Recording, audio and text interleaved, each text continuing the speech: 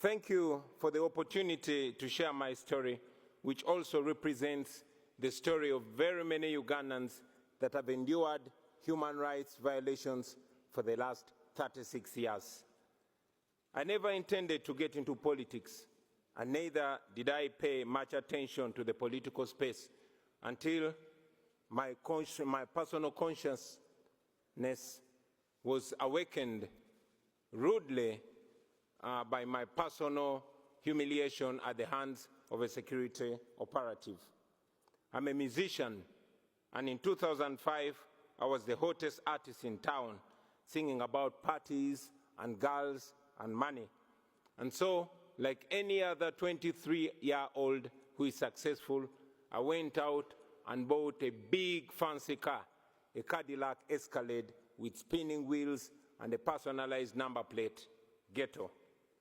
One day, I was at a nightclub in Kampala when a security operative pulled me out of my brand new car, slapped me in the face, and put a gun on my head. And he asked me, "Yo, why are you showing off? Don't you know that this country has owners?" I drove away humiliated, and this horrible feeling was all over me, a feeling of you deserved it. Because he was right. I thought I was safe as a celebrity, partying with the rich and powerful military generals, whining and dining with them. But I did not know that it didn't change the reality that I was just a boy from the ghetto, and that I would not be free from their oppressive rule until everyone in Uganda was free. That incident reminded me of the humiliation that many Ugandans faced every day. I couldn't forgive myself for having allowed my temporary and deceptive comfort and elevation from society to blind me from the plight of my fellow disadvantaged people. And I decided on that day that moving forward, I would be a voice of social justice. For 36 years, Uganda has been under the rule of General Yoweri Museveni. More than 85% of Ugandans have never seen another president in their lifetime. Not because the law allows it, no, but because he has always changed the constitution with the help of a compromised parliament, and he has always rigged elections with the help of a personalized military. But regardless of all this, the Western world continued to tolerate and enable General Museveni because he is considered a useful dictator, good for regional security and national stability, even if he bends a few rules. But that's not true. General Museveni rules Uganda with an iron hand. He deploys the military against the citizens and students. Those who oppose him are either put in prison, tortured, or killed. His administration ranks one of the most corrupt in the world.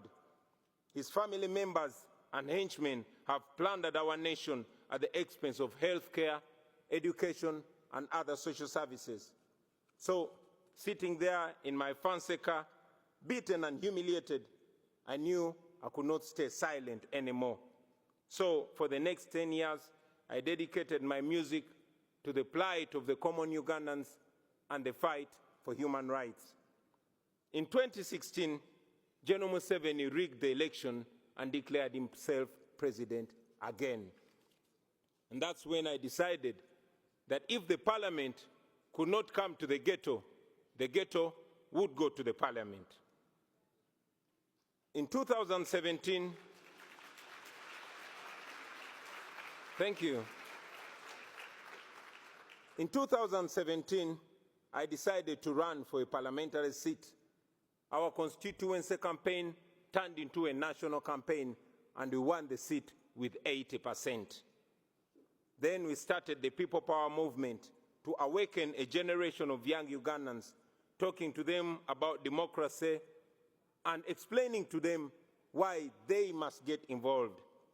This annoyed General Museveni, and from then we were branded as enemies. In 2018, while on a campaign trail in the northern Ugandan district of Arua, General Museveni decided that it was too much for him to take. He alleged that our supporters had stoned his motorcade, and for that reason, the military was given orders to shoot and kill. I had just stepped out of my car when suddenly I heard gunshots. Blah, blah, blah. My driver and friend, Yasin Kauma, was shot dead in the car seat that I had been occupying just a few minutes earlier. I took a picture of him and tweeted it, him lying in a pool of blood. I tweeted it with the caption, "Police has shot my driver dead, thinking they've shot at me." And then the Special Forces Command, a section of the military that is led by General Museveni's son, Muhoozi Kainerugaba, started hunting for me. For the next 8 hours, I hid in a random hotel room as they broke down every single door looking for me. Meanwhile, my tweet went viral, and suddenly the entire world was watching Museveni. So when they finally found me, they did not kill me, but they tortured me to near death. I was detained in a military base for several days. Not even my family knew where I was. I later learned that people protested in very many parts of the world calling for my release. And for this, I am forever grateful, because if it was not for that pressure, I'm sure I would not be alive to talk to you today. In a military court, I was charged with the offense of annoying the president, treason, and illegal possession of firearms. They displayed 2 machine guns to prove that. And of course, these were trumped-up charges.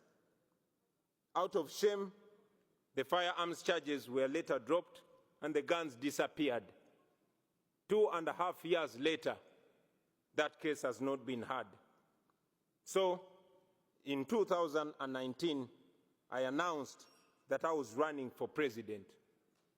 Now, under General Museveni's Uganda, that means 3 things. It either means prison, or being forced into exile, or death. But we were ready for all that. And yes, that's exactly what happened. We endured the most horrifying campaign, the most violent campaign, the most brutal and murderous campaign you can ever imagine. In November 2020, I was arrested for allegedly violating COVID-19 regulations, a convenient excuse for Museveni to suppress his political opponents. Our supporters protested against my illegal detention, and the military went on rampage. They shot and killed hundreds of people. But of course, General Museveni came out and said that they killed only 54 protesters. Thousands were arrested, and instead of the accountability for the massacre, General Museveni came out and praised the military for a job well done. A few days later, my bodyguard and friend, Frank Senteza, was deliberately run over and killed by a military police car. Thousands of our supporters were then abducted by security operatives in unmarked vehicles called drones in Uganda. And as I speak to you right now, many are still missing, while others are still in illegal detention, simply for supporting me and our party. Those who were lucky to return, they came back with severe torture marks and horrifying stories. Stories of eyes and fingernails plucked out. Stories of men being castrated and women being raped in detention. But we never gave up, and we will never give up. It wasn't me challenging General Museveni. No, it was an entire generation. And for the first time, there were no tribal lines, there were no religious lines, there were no class lines. The entire population was speaking with one big voice. All our people were saying, people power is our power. It was the biggest public phenomenon that I had ever seen. Now, I had been a celebrity, I had done hit songs, I knew what it meant to be famous and having people chant your name wherever you go. But this was different. On election day, after casting my ballot, I went home only to find my house surrounded with hundreds of soldiers, and later I learned that the same was happening to all our party offices across the country. The internet was switched off. Mainstream media was placed under strict censorship. Any radio station that dared to report on the election was immediately shut down. Radio presenters and journalists were arrested. And so in this complete blackout, General Museveni declared himself winner of the election again. International authorities challenged the results as fraudulent, not free, and not fair. But I remained under house arrest for the next 11 days. Ladies and gentlemen, it is not an exaggeration to say that my life is in danger because I live in Uganda, and after here, I am going back to Uganda. I have lost friends and colleagues at the hands of security forces. I have been arrested and charged very, very many times, and my only crime has been challenging General Museveni's dictatorship. I am therefore here to tell the world with clarity that General Museveni is not the leader you think he is. He is a threat to the people of Uganda, and yes, he's a threat to the entire region. The international community has already recognized that the 2021 election in Uganda was neither free nor fair. And it's important that these words are followed with firm actions. First, we call upon the world leaders to stop shaking General Museveni's blood-stained hands through funding and cooperation. Secondly, we call upon the governments and organizations all over the world to impose sanctions on him and the people that he uses to torture and kill innocent citizens.